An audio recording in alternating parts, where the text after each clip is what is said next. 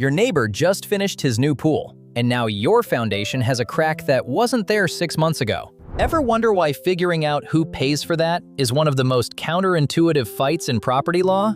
Today, I'll explain how neighbor excavation liability works like you're 5 years old. By the end, you'll know exactly who owes you money and what you need to do about it in the next few days. Quick note before we go. This is legal education, not legal advice. Laws vary by state and local code, so verify your situation with a local attorney or your city's building department. Your neighbor Steve decided last summer that his backyard needed a pool. And here's the situation. The excavation crew showed up with heavy machinery, dug out half his yard, and poured a concrete shell 15 feet from your property line. It was a big one, 12 feet deep, and Steve's absolutely thrilled with how it turned out. Until last month, when you noticed the crack running diagonally across your foundation wall, then another one, then a third. Your contractor comes out and says, soil shifting.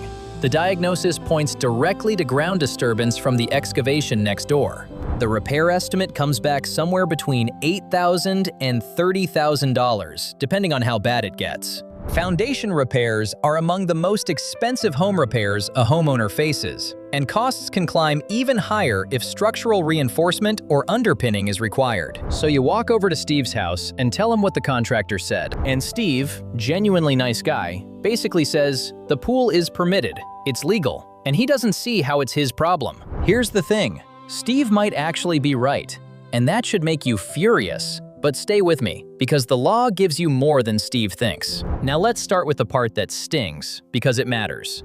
Under a legal concept called the natural use doctrine, a property owner is generally allowed to improve their own land. They can dig a pool, add a patio, or build a deck, because that's their land to develop as they choose. The law doesn't automatically make them responsible for every side effect on a neighboring property. Here's a way to think about it. Imagine you're eating soup, and your spoon splashes the person next to you. If you were just eating normally, that's an accident. But if you were slamming the spoon into the bowl, that's a different story. The law sees excavation the same way, which brings us to the first real question, the one everything else turns on. Was Steve negligent? Did the excavation violate local codes? And was his contractor reckless in how they did the work? Here's where it gets really interesting. And this is the part Steve's hoping you don't figure out. In almost every state, there is a legal duty called lateral support. It means every property owner must support the land next to them in its natural state. Not the buildings, not the foundation, the land itself. And if you excavate in a way that removes that natural support, you are automatically liable. No negligence required. That doctrine has been around for over 100 years and remains one of the most consistently applied principles in property law across the country. But wait, there's a catch. And it's the plot twist that catches homeowners completely off guard. The classic rule says your neighbor owes you lateral support for your land in its natural condition. Not necessarily for the added weight created by your house sitting on top of it. So if Steve's excavation disturbed the soil, and your bare land would have shifted anyway, he might be liable. But if the only reason your foundation cracked is the extra load your house puts on the soil, Steve has an argument that he's not responsible. Sounds completely unfair, because it is. Completely legal. Also completely outrageous. Also completely avoidable, if you know what comes next. Here's the key. Most courts don't stop there. If Steve's contractor failed to follow proper excavation standards, if they didn't shore up the walls, if they skipped permits, if they violated building codes, then we're no longer talking about natural use. We're talking about negligence. And negligence changes everything. Here's who's actually in the room when this happens. It's not just you and Steve. There's Steve, there's Steve's contractor, there's the contractor's insurance company, there's your homeowner's insurance company, and depending on the municipality, there might be a building department that approved plans they never should have approved. Any one of them could be liable. Several of them could share it, and their attorneys are already calculating whether you're going to do anything about it. Here's the thing about insurance companies. They don't send you a check because you deserve one. They send you a check because you made it more expensive not to. Contractors carry general liability insurance specifically for this reason. Steve's homeowner's policy may also cover damage to neighboring property caused by his renovation. The key word is may, and getting them to pay is a different story than them technically being on the hook. Which is why what you do in the next few days matters more than anything else. The single biggest mistake homeowners make, and this is what most people don't learn until it's too late, is waiting. Every day that passes is a day the other side uses against you. Steve's contractor is going to say that crack was already there. They'll say it was poor original construction. They'll say you waited 18 months, so how do they know their pool caused it? You eliminate that argument by moving fast. Step 1. Document everything right now. Photos, video, every crack, every inch. Timestamp them. Email them to yourself so there's a digital record that can't be altered. Step 2. Get an independent structural engineer out to your property. Not just a contractor. A licensed engineer who will put in writing what caused the damage and when it started.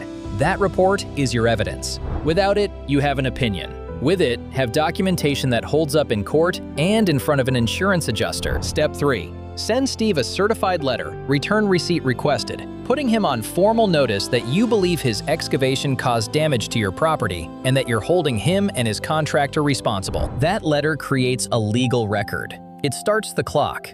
It tells every party involved that you are serious. Step 4. File a claim with your own homeowner's insurance and let them fight Steve's contractor's insurance. Insurance companies go to war with each other every single day.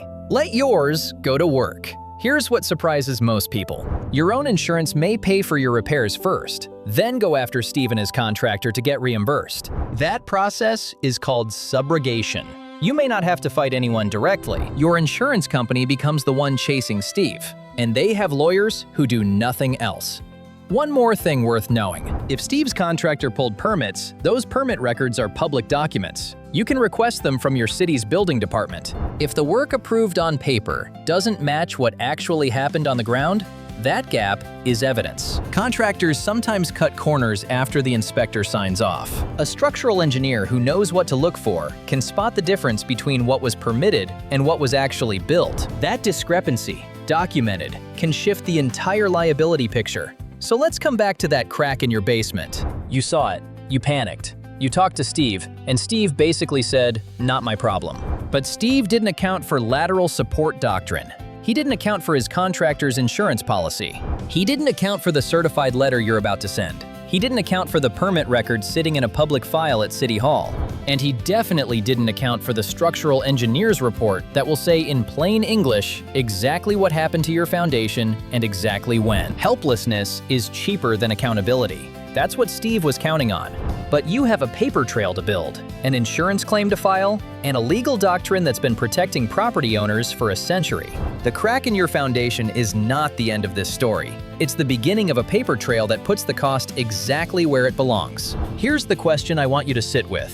If a contractor follows every permit requirement perfectly, but still destroys your foundation, should the law make them pay anyway? Or does a permit receipt mean they get to walk away clean?